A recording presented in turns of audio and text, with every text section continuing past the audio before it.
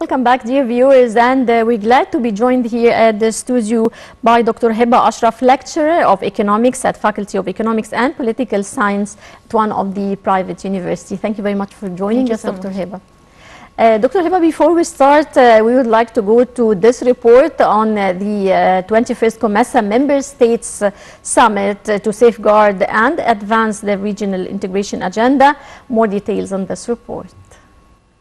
President Abdel Fattah el-Sisi assumed the chairmanship of the 21st Summit of COMESA Heads of State and Government, which kicked off on Tuesday at the new administrative capital.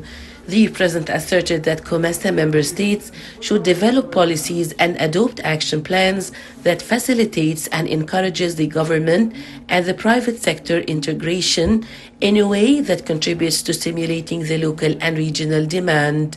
El-Sisi took up the presidency of the COMESA from President of Madagascar during the opening session of the summit.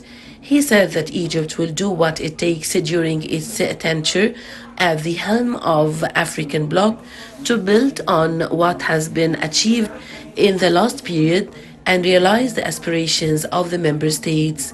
He also expressed his confidence that the 21st COMESA Summit will introduce constructive recommendations to serve regional economic integration, wishing success for all participating delegations. In his speech, El-Sisi said that the global and regional economy has witnessed many developments since that COMESA Summit in July 2018. He added that the progress made in terms of continental economic integration has been accompanied by many challenges due to the novel coronavirus, the COVID-19 pandemic. Therefore, Egypt aims to put forward a number of initiatives to contribute to deepening integration in a number of priority economic sectors among the COMESA countries in the short and medium terms. He added that Egypt will also promote continental integration within the framework of the African Continental Free Trade Area. El-Sisi indicated that increasing intra-regional trade requires increasing productivity and cooperation in various manufacturing sectors, stressing that Egypt has prepared a regional industrial integration initiative in line with the COMESA Industrial Strategy 2017-2026 and the African Development Agenda 2063. This initiative aims to study the resources available at the assembly countries and to integrate the targeted industrial sectors into regional and international value chains.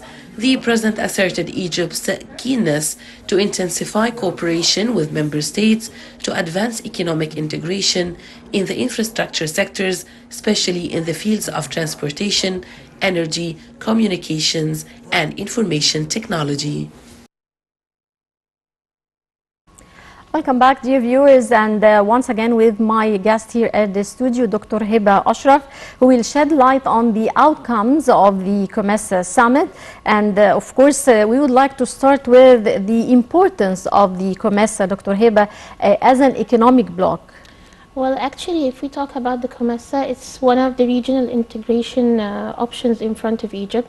We're about 21 countries, and this is a very good opportunity to connect with them and to enhance the chances of connection together, because Egypt has been always a focal point in the area. We have different aspects to integrate together, and the title of the summit itself is actually stressing this. Yes. Well, President Abdel Fattah el-Sisi addressed the summit. What were the main highlights of President Sisi's speech yesterday? Well, he majorly focused on the ways of how to integrate together. The most important thing is that he was actually intensifying the power of Egypt to remove all the obstacles in front of the trade between the African countries. We are firmly stating that we are ready to remove all the barriers between us and all the countries in order to enhance trade. This goes hand in hand with the action of the government in addition to the private sector. Also, yes. One of the most important things that he stressed upon is how to engage the private sector to play a greater role in this integration. Right. Well, now Egypt is assuming the presidency of the summit for the second time since 2001. How would you highlight the importance of this step? Well, 20 years is a long period of time that we had a lot of opportunities that was not actually used. Now we have the chance to regain our leading position. We are introducing to the whole area and to the world our successful story. We're sharing it with the countries, and we are giving hand to support all the African countries in order to enhance our economies all together. And this actually stress on the leading role Egypt is taking in the region as a whole. Right. How would you describe Egyptian-African ties, specifically since President Abdel Fattah el-Sisi has took office? How far has it developed?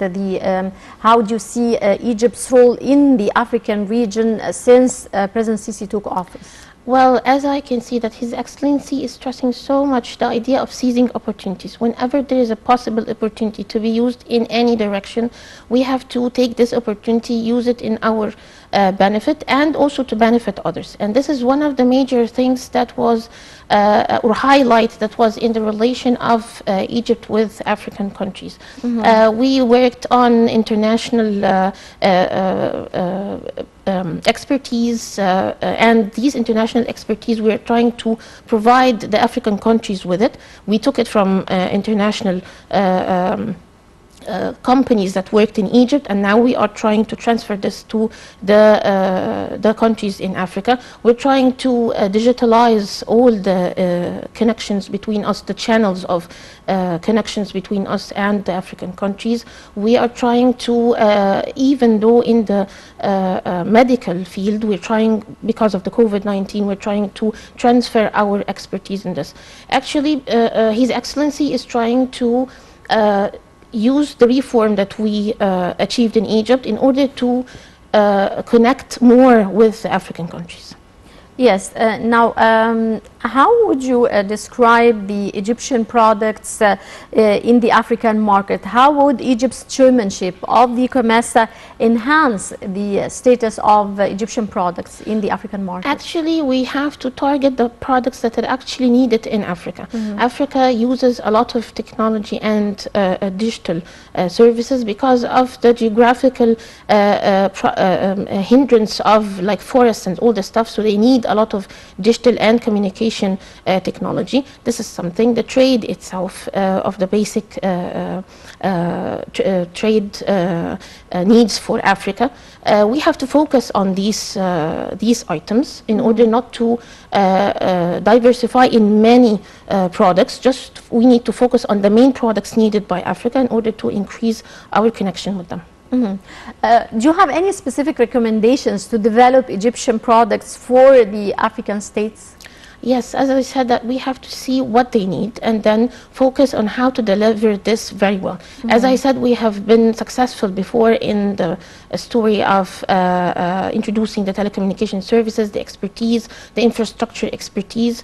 That is like the international standards, that follows the international standards, as I said before. And this is what is important. Of course, enhancing the quality, and what was mentioned in His Excellency's speech is how to invest the resources that we have in order to better benefit ourselves and others. Now, COMESA aims to create cooperation main member states to develop their natural and human resources. Now, how successful has COMESA been in this regard? Well, we can say that we are very much successful. We're taking steps because maybe the strategic plan that has been announced for the coming 5 years, 2021 and 2025, maybe it will engage the human resource more, especially, as I said before, in the issue of transfer of expertise. We have achieved a lot of expertise last years throughout the reform in different fields. So it's time to export this expertise to the African countries so that we all benefit from it. Yes. Now, how would Egypt push to fully implement the Africa Free Trade Agreement, and what's the strategy we can follow to achieve this? Well, actually, we have two strategies. One, inside the country itself, I have to have a good tax structure. I have to have a certain clear rules and laws regarding the customs and quotas and tariffs and so on. This has to go hand in hand with removing the barriers with the African countries. Of course, this comes at agreement with each country. We have 21 countries. There are countries that we have free agreement with them, with removing the customs and tariffs and so on. It depends on the size of trade. By the way, Egypt has about 20% of the trade in or the exports in the region, in the continent, African continent. So we are looking forward to increase this percent, hopefully. Yes. President Sisi said that the progress made in terms of continental economic integration among African states has been accompanied and challenged by many aspects, including, of course, the COVID-19 pandemic. Yes. Now, how far has the African economy in general been hampered by the COVID-19? It was affected so much because the growth was about more than 5%. Now it decreased. We have the problem of decrease in the supply and demand over all the countries all over the world. There's high prices in the imports for the African countries, and actually we depend on a lot of imports, especially for the ones that go inside the chain of the industrialization process. So this actually added a lot for the challenges, in addition to the pandemic barriers due to the transfer of human resources and capital and so on. Mm-hmm. Well, Egypt is one of the few countries that achieved growth in comparison, I mean positive growth in comparison to other African states during the pandemic. Do you think that this is due to the economic plan that was being implemented during that time? Yes. How far did it help to boost during the pandemic? The reform helped a lot, and I want to stress on the fact that the unified view of His Excellency and the whole team in the government, they all stress the fact that we need to seize the opportunities. Maybe I'm faced with a challenge, but I need to transfer this challenge into an opportunity. We saw opportunity in each of the problems that we faced. For example, problems in the pharmaceutical production. Now we have pharmaceutical production that is leading.